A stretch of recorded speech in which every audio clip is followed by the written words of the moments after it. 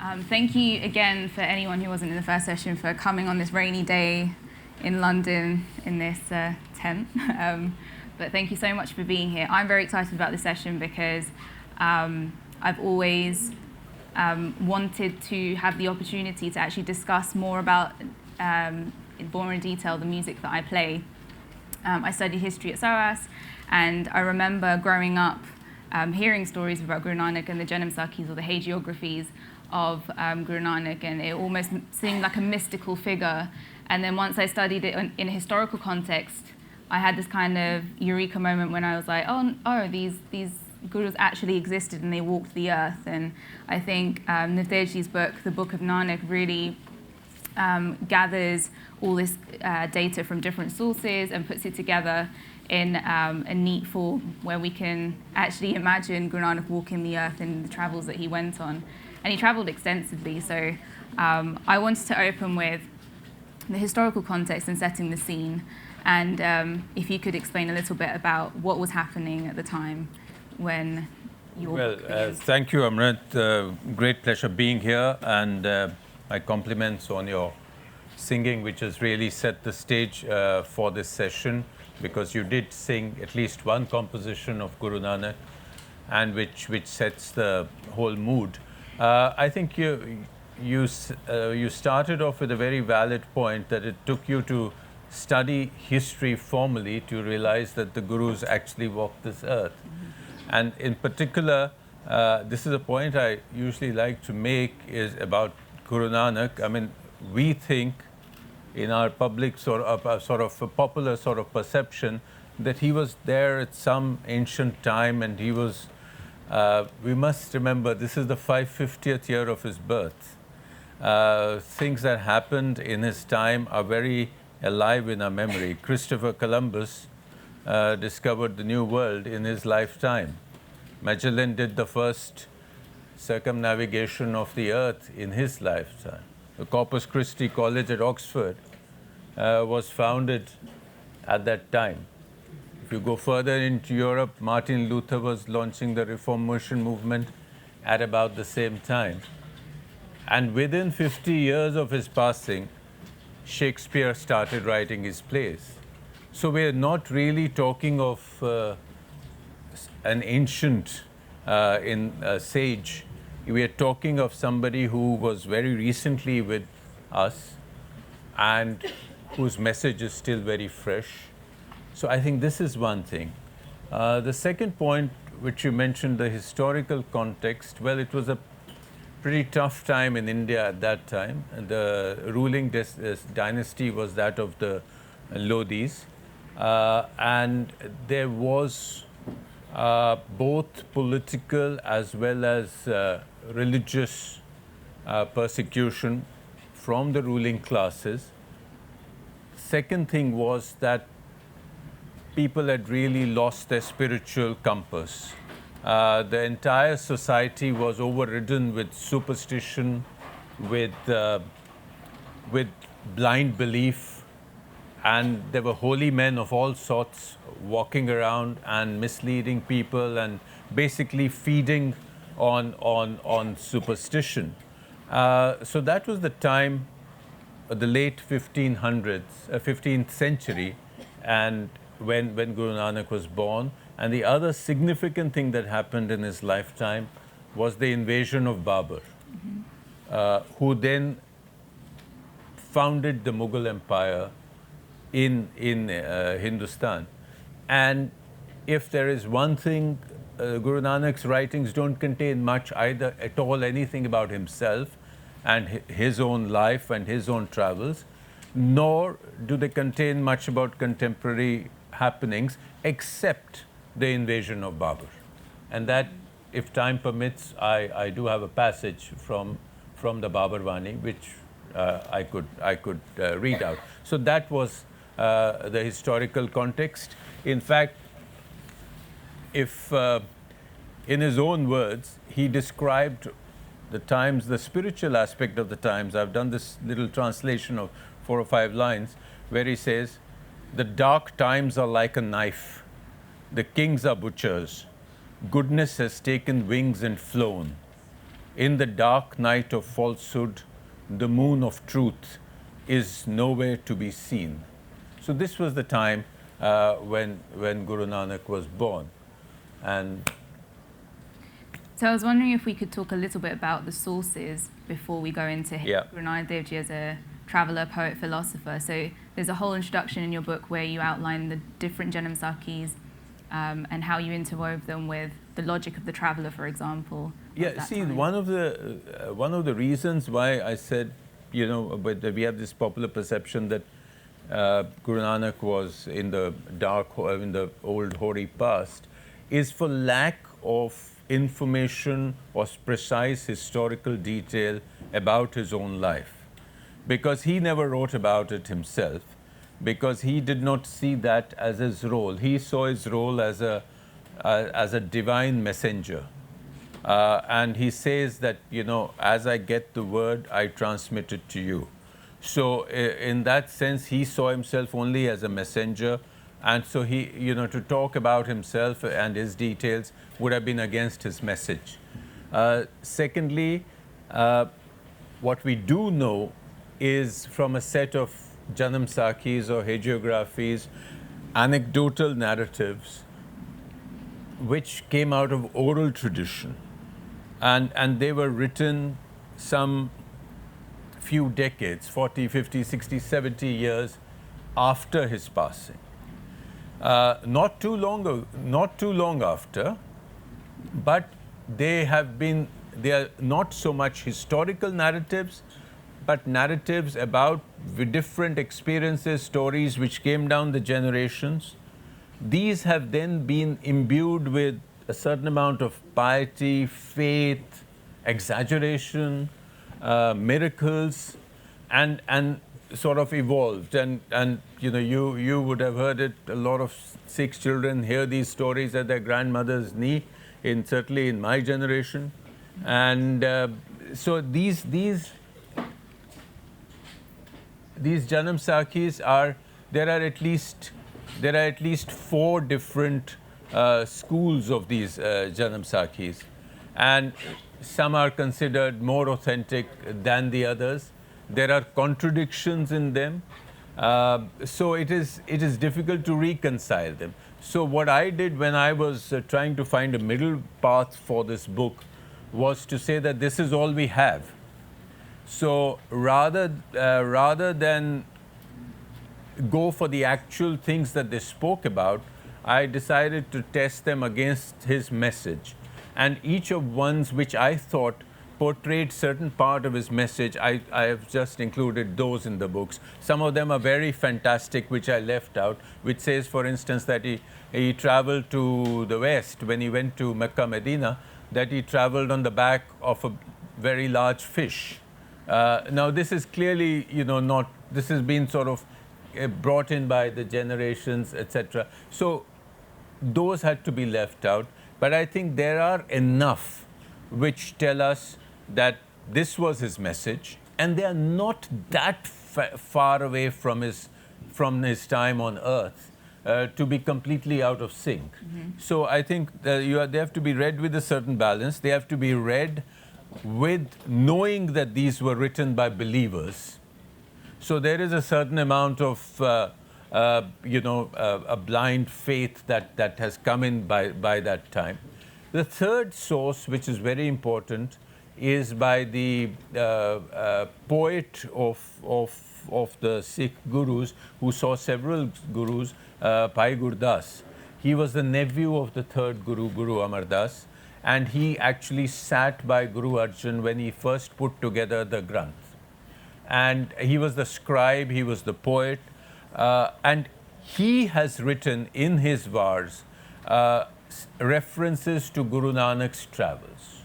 For instance, he refers, and I can come to that when we do go into the travels, he refers to his travel to Baghdad. He refers to his travels to Mount Sumer. So those things then are very believable and absolutely correct. Mm-hmm. So when you actually sit down to write a book about Guru Nanak's travels, you have to take all this and then use your judgment and hope that you're somewhere near right. For instance, his travels, I mean, people have taken this set of Janam Sakis and where the places that are mentioned, then put them together with the popular routes which were prevailing at that time and actually drawn atlases. I mean, you can go into the British Library and find an atlas which will tell you this is where Guru Nanak traveled with the itinerary and a map. You know, I wouldn't bet on that, but I would certainly say that they give you a broad indication. For instance, there are his direction of travel. This one set of Janam Sakis says he made 4 journeys, 4 long journeys. One set says 2 journeys. And there's no particular order in which all this falls through. So I would suggest when you read this book or you read other books, please keep this sort of internal discrimination in mind when you approach the subject. But all this does not matter. The point is that all this detail or inaccuracy of detail does not matter because what he has left for us is his own writing. And that's what matters. There are nearly 1,000 hymns in the verses, hymn verses in the Granth Sahib written by Guru Nanak.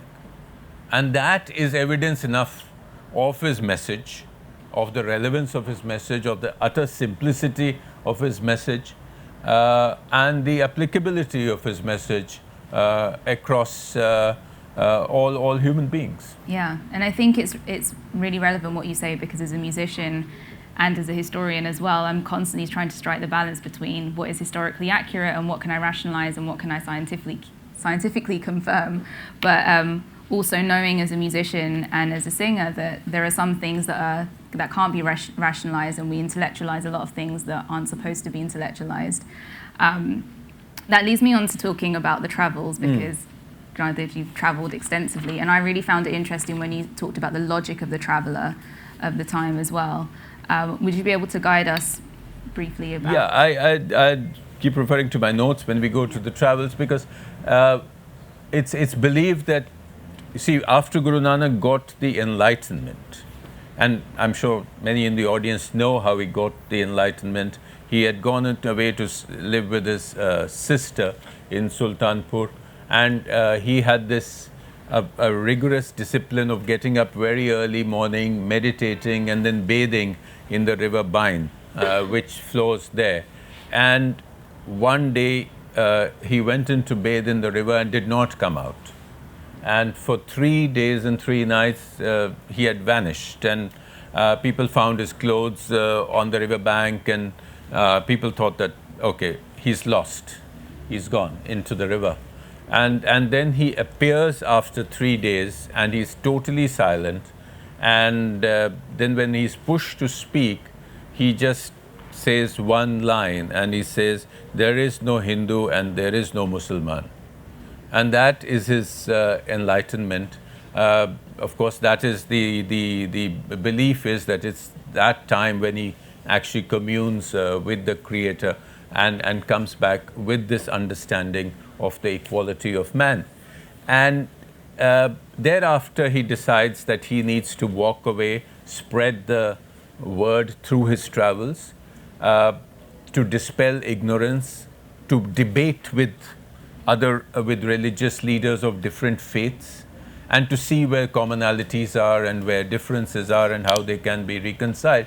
So he sets off and he travels for, figures vary, but anything from 20 to 25 years in, let us say, 4 long journeys. Now, these were really odysseys because they were for years at end. In those days, there was no fast travel. He traveled on foot. And I'd like to think that the Odyssey takes us to what the word used in Punjabi is, which is udasi, but there is no connection to that. Udasi is actually detachment. So these are journeys of detachment, when he just leaves everything and he travels.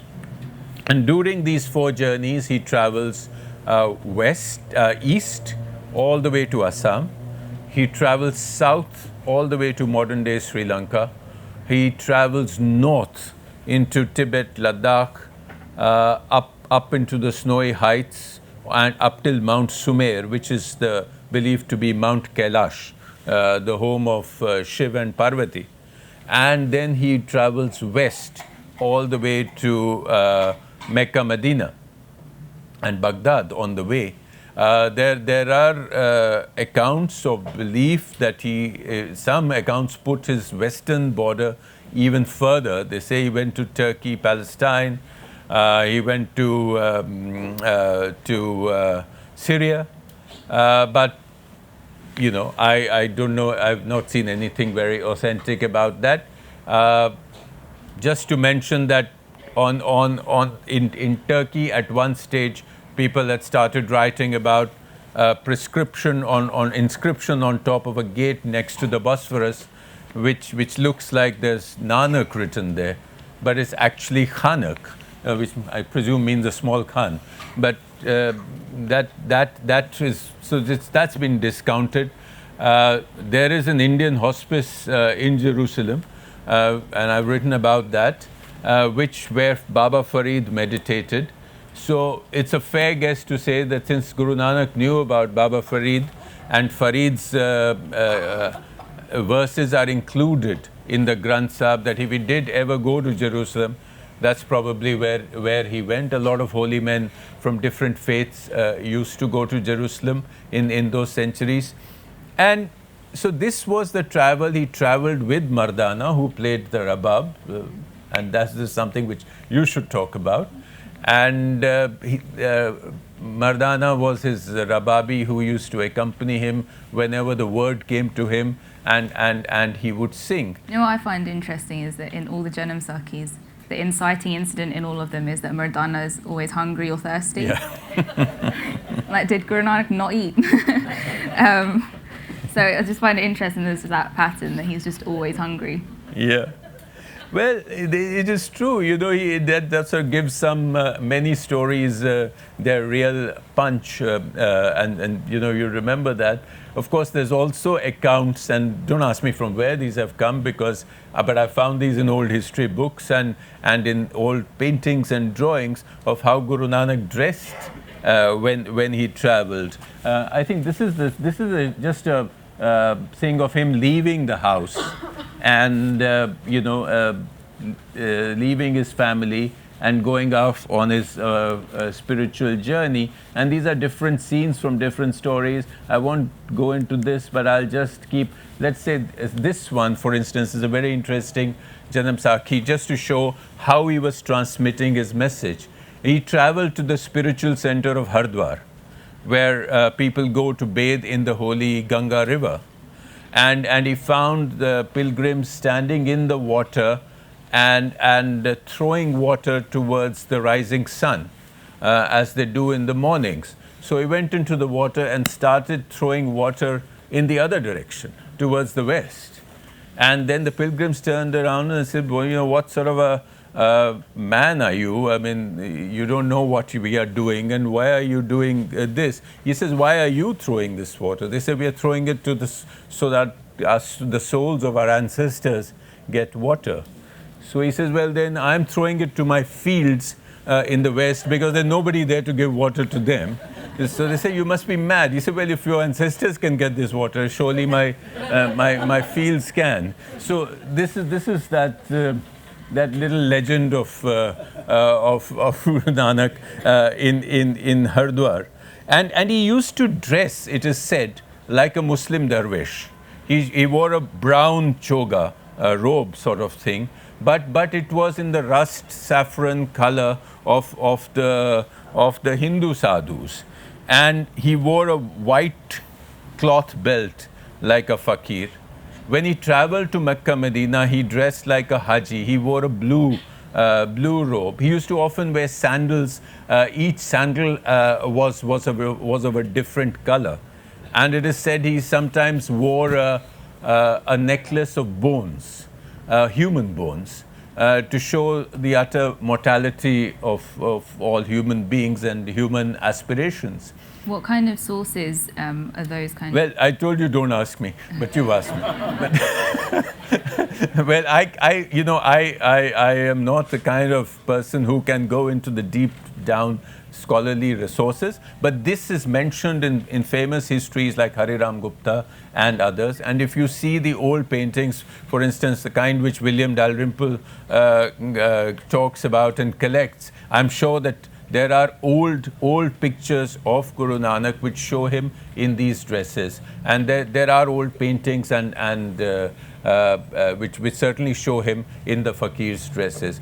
When he traveled to the north into the snowy mountains, it is said he wore leather, in terms of a leather on his scarves, on his leather turban or cap or whatever you call it, and rope to cover himself against the cold. So these were just the fact that he was just a wandering darwish. In those, he slept where he could, he ate what he got, and his entire thing was to pass the message. I think it's interesting that even in art depictions, he always has like a halo around him, and we're used to the famous images, like especially growing up in a Sikh household.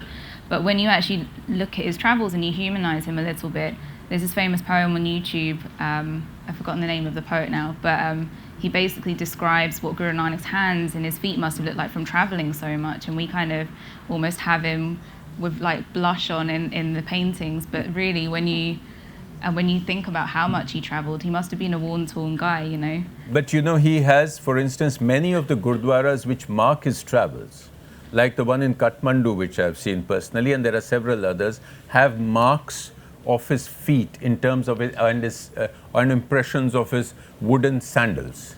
So it's a question of local legend, some signs of his having been there, and the Janam Sakis, which you combine. We mentioned one. I'd like to go to one more. This is very interesting. It's my favorite. This is when he travels east, and he goes to the Jagannath temple of Puri. Now, I don't know how many of you have been to the Jagannath temple, but the Jagannath temple is a huge temple, and they have this annual ceremony of the god being brought out and pulled on a chariot, and people fight with each other to pull the chariot, and the huge crowd takes, and this is what gave the English language the word juggernaut, from the Jagannath temple. And he went and sat with Mardana, and there are different accounts of this, where he went and sat with Mardana outside, and they would sing their shabads, and so the priests were somewhat disturbed by this, and they came to him and said, "No, why don't you come and see what we do in the temple?" So he went there, and there was this beautiful ceremony of the Aarti, in which they have these golden salvers, they put the lamps, they put flowers, they put incense, and there's a blowing of the conches, and the thal is moved in front of the god, and this is the Aarti, and he was completely unmoved by it. So when they asked him, you know, what's wrong? So he said, then he sang this song, and this, which he then says that what is the true Aarti? What is the true worship of the Creator? And this painting sort of depicts it. And this is today in the Granth Sahib, the Aarti, which you know is sung every day.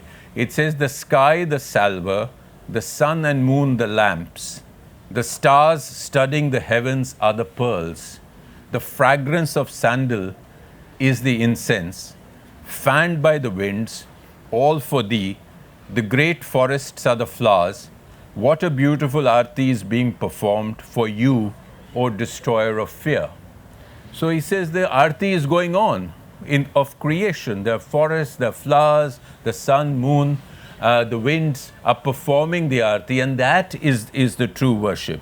So this is the painting, the drawing that depicts that story.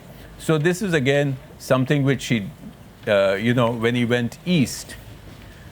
Should I carry on about the travels? Yep. Well, the other great one is this one, which you see on top of him talking to a lot of old sages in the mountains. So this is when he traveled to Mount Kailash or Mount Sumer, and legend has traced his steps to modern-day Himachal, Jammu and Kashmir, Uttar Pradesh, Sikkim, Ladakh, even Nepal and Tibet. For instance, if you've been to Ladakh, you see the Gurdwara Patthar Sahib, which has an impression in the rock of his back. And if you go to Nepal, on the hill, there is a Gurdwara which is sandals. And in Bhutan, the Bhutanese actually call him Lama Nanak. And they come to Revalsar, which is also a Sikh Gurdwara. The Bhutanese have a pilgrimage to Revalsar, and the Tibetans, they call him Lama Nanak. So there's a certain universality about it. So when he went there, and this has been recorded by Bhai Gurdas, so this is not fantasy. He went to Mount Kailash, and there on Mount Kailash, he had this discussion with 84 Siddhas. Siddhas are these people who have run away from the world and sat there and meditated there for decades and acquired great spiritual power and wisdom. And among them are supposed to be the ancients like Gorakhnath, Machendranath, who were the big leaders of the of that kind of belief in those days. And then in Bhai Gurdas's version, I'm going to read out the dialogue as translated. So in Bhai Gurdas's version of the meetings, the Siddhas express amazement at seeing Nanak. O youthful one, they call him, what power brings you to these heights? Who is that you worship? And Guru Nanak replies, the eternal Lord alone. And then the Siddhas ask him how the world below is faring. So Guru Nanak made no secret of what he felt. He told them that darkness, sin and injustice had taken over the world. Corruption was rampant. The fence itself had begun to eat the crop. The wise Siddhas had escaped into the remote caves and mountains. Who would then redeem the world? And it writes, Siddh chape baithe parbati, kono jagat ko par utara. So there's nobody wise enough left to save the world because all of you have run away and come here. The Siddhas then argued that it is not possible to be part of the world and follow the path of meditation and spirituality. Nanak replied that one had to be as a lotus in the water that remains dry, or the duck that stays dry even as it goes against the current. One had to be part of the world and yet to be unaffected by it through meditation on his name. So this is that depiction of that dialogue. It's a very long description. I've only given you the essence of it, but it's recorded both in Rag Ramkali in the Granth Sahib, and it is recorded in Bhai Gurdas's own war. I think that's what really fascinates me about his writing is that, especially growing up in the Janam Sakhis, it felt like it was just Guru Nanak going out and disseminating his enlightenment, but actually there must have been an exchange of values, an exchange of knowledge and wisdom. Oh, absolutely. You see, the essence of what he wanted to do was to have exchange, was an honest debate with Sufis, with others. Of course, the Mecca-Medina story is very well known, so I don't need to go into that. But maybe could for the people that haven't. Well, the fact is that he travelled as a Haji to Mecca-Medina, and the Janam Sakhis have it that he lay down and was resting, and somebody, one of the Maulvis came and objected, and they said, "Are you mad? What kind of a person are you? Your feet are facing the Kaaba. And this is disrespect. That's the house of God." So he said, "Okay, why don't you pick up my feet and turn them in the direction where there is no God?" And that was the essence of the argument, that if God is all pervasive, then you can't say he's there and he's not there. So, so when he was, a very interesting debate happened in Baghdad. And this is a depiction of Nanak reaching Baghdad. And this again is mentioned by Bhai Gurdas. He says, "Phir Baba gaya Baghdad ko bahari kiya asthana, ik Baba akal roop, duja rababi mardana." So he says that Baba Nanak went to Baghdad, sat outside. It is said he sat in a graveyard, and he started reciting, and Mardana started playing the rabab, and people began to gather, and somebody went and complained to the big pir, the Pir-e-Dastagir of Baghdad, and said this something very un-Islamic is happening out here, and you know, this, I don't know where this man has come from. So the Pir-e-Dastagir is said to have come out of the city and met him, and he asked him, according to Bhai Gurdas, so this is recorded, Puchya phirke dastgir kaun fakir kiska gharyana. He asked him, who are you and who is your guru? So who are you a believer of? And who's, you know, peers also like singers are sort of divided into houses, and you know, they're so Mardana replied for Guru Nanak, Nanak kal vich aaya, Rab fakir ikko pehchana, Dhart akash chahu dis jana. Means Nanak has come to this world in Kal Yuga. He has rejected all fakirs except the Supreme Being, who is all pervasive in the heavens, the earth, and all four directions. So the Pir-e-Dastagir was very impressed. He took Guru Nanak and they had long discussions, and he met another Pir called Bahlol of Baghdad and had several discourses with him. Bahlol then invited him to stay for 4 months in Baghdad, and he stayed there. And there is a Gurdwara in Baghdad and an inscription which was discovered by a Sikh soldier during the First World War, which shows that Guru Nanak actually went there. And this is recorded by none other than a very highly poetic Swami, a Hindu Swami, Swami Anandacharya, who was an itinerant Hindu monk who wrote it after visiting this place of the meeting. And he wrote it in English, so I don't have to give you a translation. He writes, what peace from Himalaya's lonely caves and forests thou didst carry to the vine groves and rose gardens of Baghdad. What light from Badrinath's snowy peak thou didst bear to illumine the heart of Bahlol, thy saintly Persian disciple. 8 fortnights Bahlol hearkened to thy words on life and the path and spring eternal, while the moon waxed and waned in the pomegranate grove beside the grassy desert of the dead. It's a beautiful poem which he has written to describe Bahlol and Guru Nanak's meeting, as this poem itself is about 120 or 130 years old. So this was, you know, from his Western journey. Yeah, so I was just going to say, talking about poets, like Guru Nanak was a poet in his own right and a master of rhyme and meter. I always like to think about his process in writing, what it must have been like when he was writing these exquisite, perfect rhymes. But he did write in a very simplistic way as well, his language, surely from his travels. Well, you see, his attack was not on any religion, it was on orthodoxy. Orthodoxy in any religion was something which he discounted, because it led to priesthood, and it led to blind belief, and it led to exploitation. So his language also was, he did not write in Sanskrit, because if you had the Sanskrit, then you needed somebody to understand it and tell you this is it. So that became priesthood. So he wrote in the common language of the day.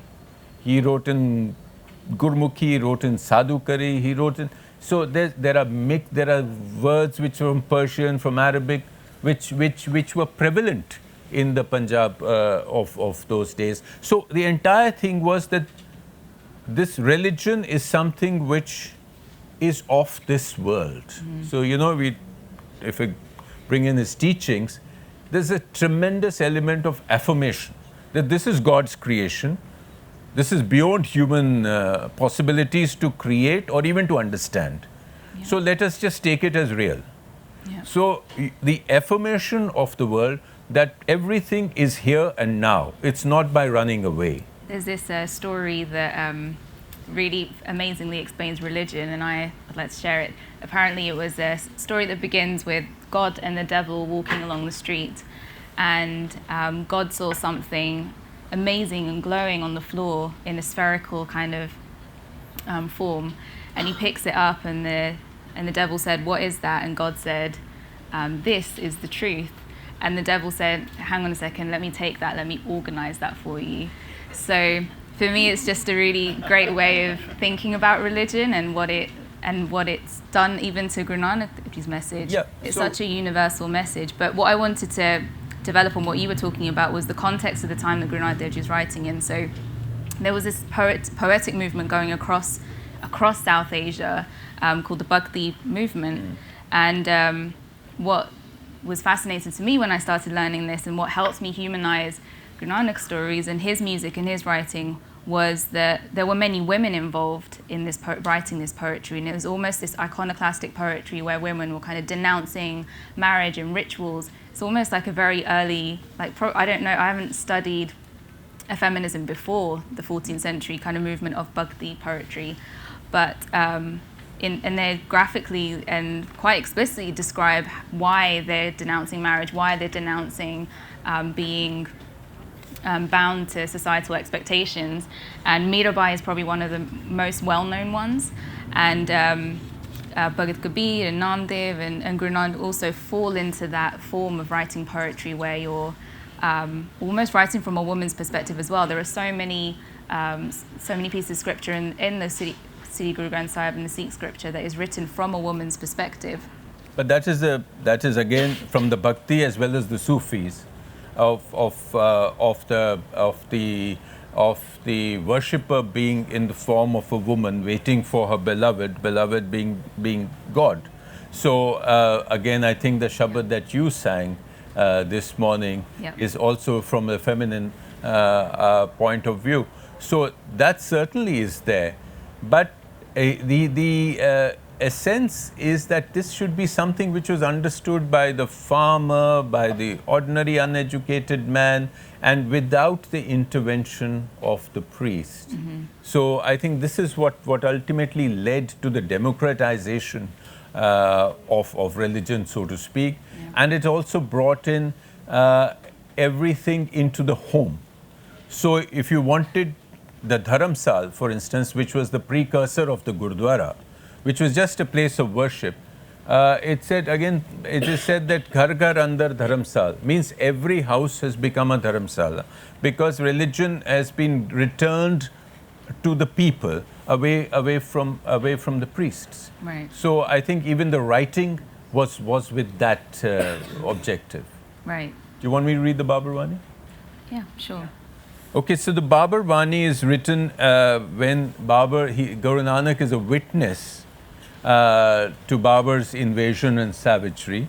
So this is one verse. It is Guru Nanak's Babar Wani I've written here is the composition of protest at the invasion of Babar and the suffering inflicted on innocent citizens, particularly the women folk. In 4 Shabads, 3 of which are said to Rag Asa, and the 4th to Rag Tilang, Nanak pours forth the reaction of not just an eyewitness, but also of a philosophical sage, a visionary, and a poet. He says, as God's word comes to me, so I speak, O Lalo. He, Babar, has charged from Kabul with a wedding party of sin and demands gifts by force, O Lalo. Modesty and righteousness are in hiding. Falsehood is in command, O Lalo. The Qazis and Brahmins have had their day. Satan reads the marriage vows, O Lalo. Muslim women read the Quran in suffering, call on God, O Lalo. And Hindu women of caste high and low suffer the same fate, O Lalo. O Nanak, pains of blood are sung, and anointment is not by saffron, but blood, O Lalo. Nanak sings the virtues of the Lord in this city of corpses and utters this truth. The one who created men and gave them joys, beholds them in his solitude. He is true, true is his verdict, and true his justice. So this is what he writes. And then he describes what's happening to the women. And this is really beautiful. It says, they with the beautiful tresses, sacred vermilion in their partings, their heads are now shorn with scissors, and dust chokes their throats. They who lived in palaces no longer can even sit outside. Praise to thee, O Lord, praise, O primal Lord. None knows your limits. Endlessly you behold yourself in diverse forms. When they were married, their bridegrooms handsome beside them, they came seated in palanquins and adorned in ornaments of ivory. Welcoming waters greeted them, and glittering fans comforted them from close. Riches were gifted as they sat, and riches when they stood. They ate coconuts and dates, and took pleasure on comfortable beds. Ropes now are under their necks, their pearl strings are broken. The wealth and youthful beauty that gave them joy are now their enemy. The soldiers have been ordered, and dishonoring them, they take them away. Thank you for sharing that. So we know from Guru Nanak Dev Ji's writings and his stories and his life that he believed in equality, and at its heart it was that was the message. I wanted to ask you, and I'm going to be brave enough to ask you, knowing that you're a diplomat and you'll find your way around this as well. So I always like to describe Guru Nanak Dev Ji's kind of life as something that and here I'm talking about the relevance of his message and how universal the message was, that he kind of began a social reform movement without this kind of idea of institutionalizing it and reforming, institutionalizing the religion and turning it into what it's almost become. But he almost knew that he was turning this into something that was going to pass through the ages, because he did look for a successor and he wanted to make sure that this continued. I wanted to ask you, what would Guru Nanak Dev Ji's politics look like? You know, if he's talking about Baba, and that he must have had an alternative worldview, and what does that worldview, what can we learn from that? I think his worldview was very simple. It was essentially for the equality of man. It was for an affirmation of this world. And it was that how do you ameliorate human suffering in this world through your own work, your service. So when he settled down after his travels at Kartarpur, you've heard a lot about Kartarpur in the India-Pakistan context recently. He settled down at Kartarpur and gave practical form to his message. So a community gathered around him, and this was not a community of, not a monastic order. It was a community of ordinary people, farmers, carpenters, Hindus, Muslims, people who had believed in other things but found this message very appealing. And he said, okay, he worked on a farm, he tilled the land, and he lived the life of a householder. So he said, the best way we can do, and the message he gave was, Kirt karo, means work hard, Naam japo, meditate on his name, and Vanchako, which is share in charity. So this very three-pronged sort of simple principle of service and charity and meditation. And there he also started certain institutions which, as you later say, got more institutionalized. It's called the Pangat and Sangat.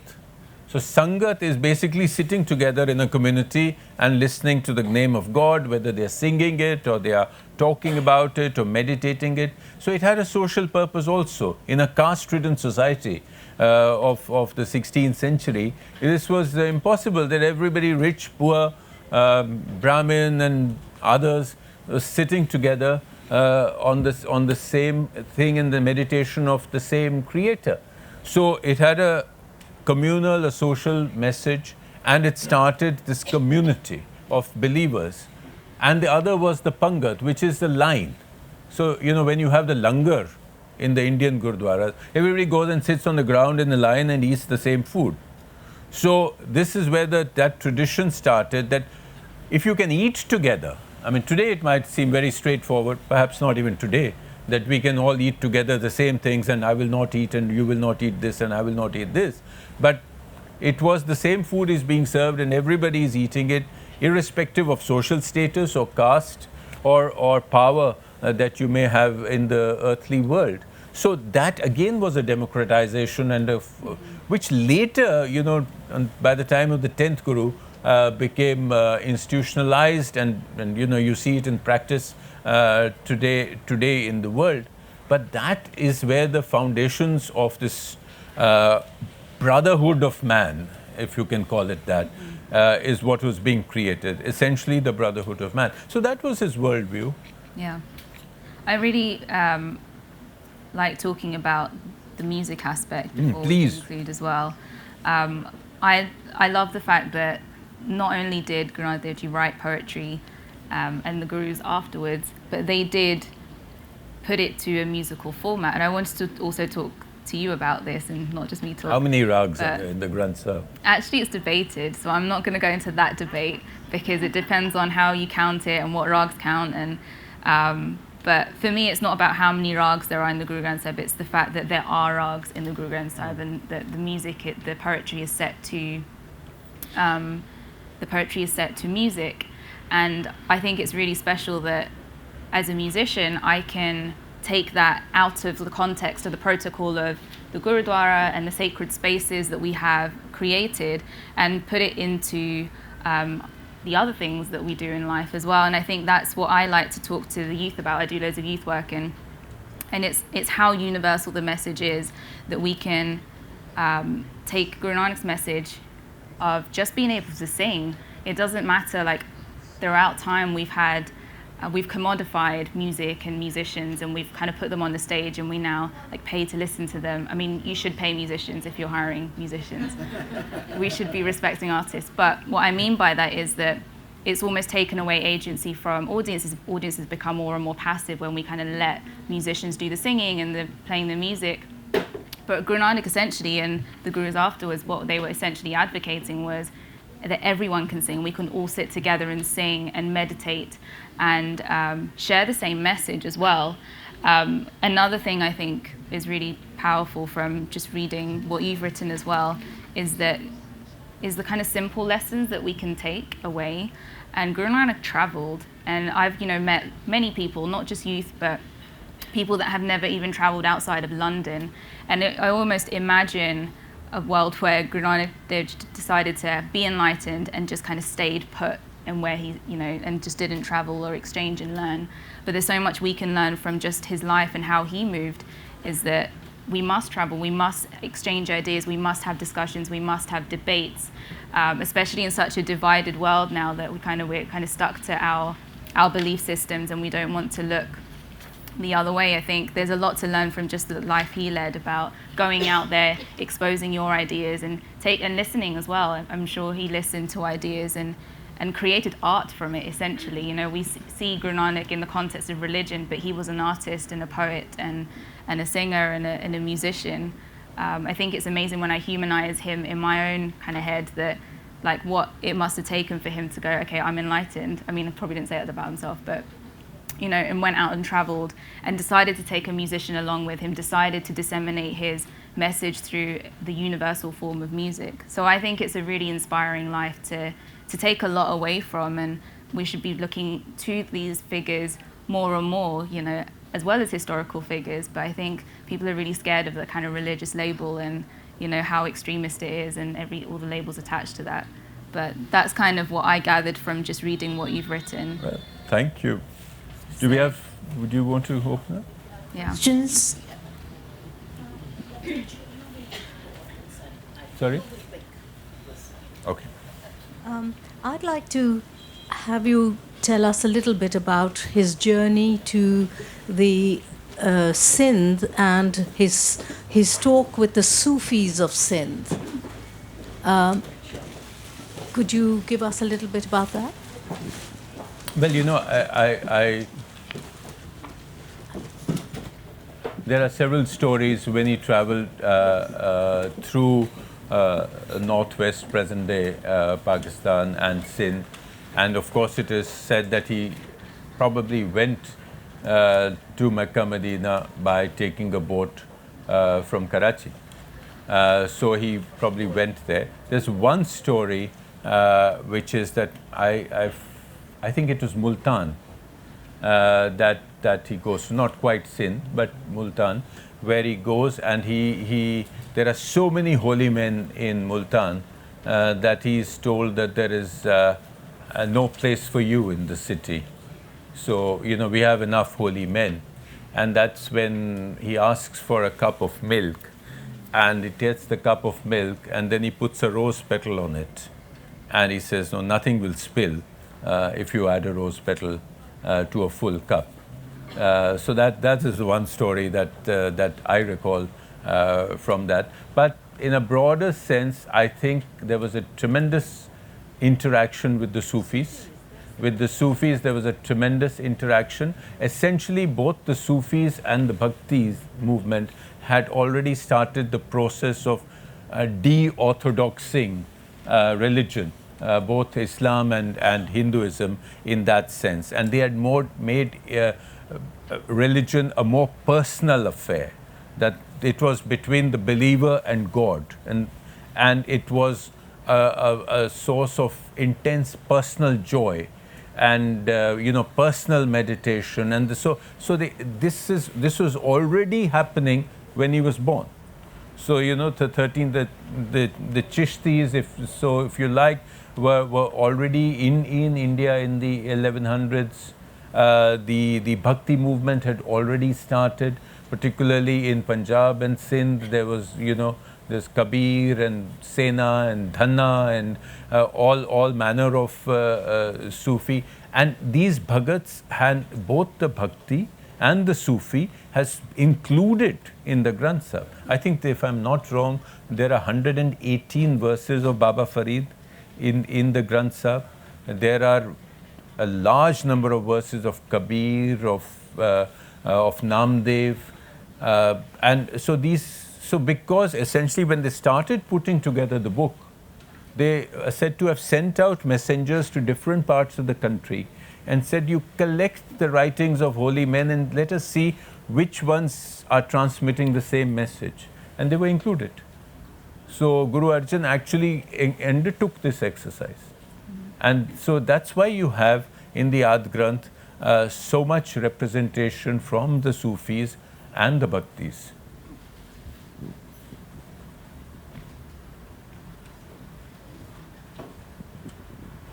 I was just very interested to hear about the process of transformation when he went into the river and disappeared for 3 days, and then comes out, completely different, transformed. And he then proceeds to transmit the message of God. And I was thinking of Prophet Muhammad at the same time, where the Prophet went to the mountain and had an illumination and comes out transformed, and then begins to transmit the message of God too. So there's a kind of a similarity in that process. He becomes, becomes a channel for God. Okay, he becomes a messenger, and the same thing that Prophet Muhammad becomes a messenger. He becomes a channel for God. I'm just wondering what that process is. What is that kind of? It's difficult. You can't. It's not possible. It's not possible. Of course not. Far from me to try to explain the process of enlightenment. But it's incredible. Oh, there's a question. Well, how can I answer that? I have to be enlightened to answer that. Yes, please. I was just following on from that question. I wonder if Guru Nanak himself went into more detail at any point about what had happened during those 3 days. He came out proclaiming just a very simple message of unity, but did he later retrospectively describe anything that had happened? No, not that I have seen anything about his writings, but normally, so you'll find writings both in the case you mentioned Prophet Muhammad and you mentioned Guru Nanak and I suppose other prophets. You find that they went in and they went to this place where they met God, etc. So but I don't, frankly, nobody knows. Yes, please. Hi, I'd like to bring Guru Nanak's message to the here and now today. And I love the message of equality of all humankind. One of the things that concerns me now is many of the gurdwaras in the UK refusing mixed marriages. Now, to me, that is a complete contradiction of Guru Nanak's message. And actually, a question to both of you is, how do you feel about that misalignment? UK? So I don't think I'm in a position to kind of dictate the politics of each Gurudwara, and I think it's come back to that story of the devil and God, like the devil trying to organize religion in a way and forgetting what the truth is. So I think it depends on, like, obviously I believe in the equality of all people, but the different politics of each Gurudwara will differ. But there is a movement, and there are things that are changing slowly but surely, in the same way of like women being treated equally as the Sikh religion kind of preached as well. So there is a movement towards that changing, and I think some Gurudwaras are slower in adopting change and reform, but there are Gurudwaras out there that are advocating all sorts of change, and there is a lot of positive stuff happening. So I'm confident and positive that it will slowly move forward. One of the concerns is it's actually a youth movement that's pushing this, not my parents' generation. Right. You know, it's a younger faction, which I think is quite critical. Yeah. Which is the hope. I mean, frankly, if the youth is pushing reform, I'm more hopeful. Or the other way around. The other way around. They're the faction that are actually trying to stop the mixed marriages in a lot of the Gurdwaras, not the old guard. But this is a sign of radicalization. Thank you for a very interesting presentation, which I found very illuminating. I wonder if we could touch back on the issue of Sufism. One of my friends who's a Sufi with a Sikh mother, it's his understanding, and he said he might be mistaken, but it was his understanding that Guru Nanak was a Sufi, and that at some later point people gathered together teachings and sort of systematized it into a religion. Is he mistaken in believing Guru Nanak was a Sufi? Well, if you take Sufi in the broad sense, and you don't take Sufi as a branch of Islam, I think nobody is going to object to that statement. That, these are kind of similar Sufi beliefs. You might even call Guru Nanak at the same time a Bhakt, like in the Bhakti movement, because they have taken these beliefs. But then he took this and didn't just become one of those. He then transformed these beliefs with a light of his own. Gave it a direction of his own, gave it a form which was positive. It was not that you sat in eternal meditation and thought about God and danced and sang music and that was it. No, you took that message and actually took it out into the world. You transformed it into communal service. You transformed it into ameliorating society. So I think he took those principles and added on so much more.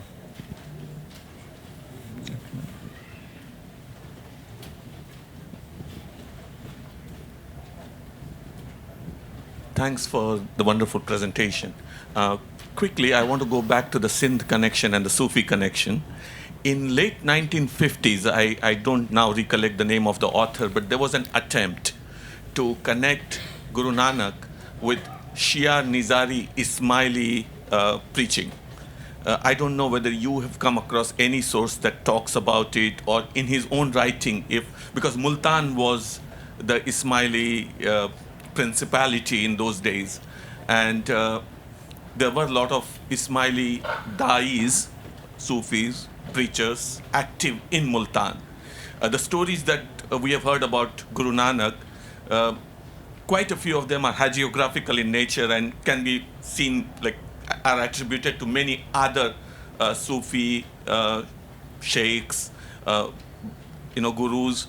So we find very similar stories when you study Ismaili Pirs, for example. This story about walking into Multan and not having the space, and adding rose petals to the bowl of milk, are also found in the Ismaili, history of the Ismaili peace.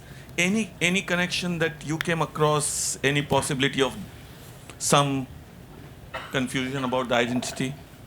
It's quite possible there may be a debate about this somewhere in, but frankly, I don't want to step into it because I don't know anything about it. I haven't heard this. I think we have one last question. One last question, yeah. Oh, there's a question over there.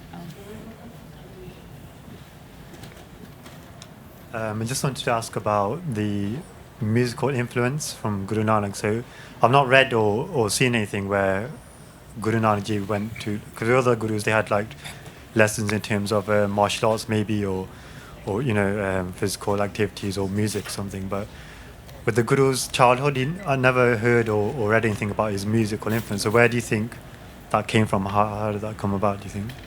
I think we talked about the oral traditions as well. I think there was a strong oral tradition, and I think the history of music generally, like around that time, loads of people were orally producing a lot of music and poetry. So I reckon it would be it's consistent of that time for them to pass it on. But I don't think in the Janamsakhi there's a mention of musical education. No, I see. This is which has remained very, very amazing, of the education of the gurus, and almost to a point that you begin to believe that they had a tremendously superior intellect, which, for instance, the study of languages, if you just jump a few generations of the poetry of Guru Gobind Singh, I mean, he wrote in so many languages. So he could go from Sanskrit to Persian to Brij Bhasha to and his writing is full of tremendous depth. Now, when did he learn all this? He fought so many battles, he did all this, he wrote so much, and he died at the age of 42. So this is something. So I think similarly for Guru Nanak, when you see his writing, there is so much depth. I mean, I've just given you a very small version, and it doesn't get the flavor in English. But there's so much depth, there's so much passion, there's so much feeling, there's so much knowledge that I don't know where they learned, honestly. Right? So can we just a question and a short answer? Thank you so much for the panel. It was great. What would you say would be the last kind of message that, since this is about Guru Nanak Dev Ji, that they're giving that we don't know about necessarily, that's a little, that we don't know about? Well, I think we should know about everything at this moment, but I think what I would like to, I mean, I don't know if I speak for, I don't have the right to speak for everybody else, but I think it is time for all of us to go back to the core of the message and not get waylaid by things which begin to speak of orthodoxy if in every religion. Core for is it the simplicity and the equality and the brotherhood of man, and the complete discounting of ritual. So we have to leave. No, just 2 minutes, Amrit, if you can sing on Willie's request something from Guru Nanak's Bani. I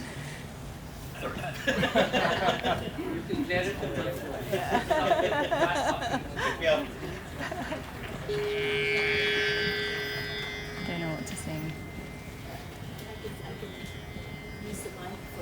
Okay.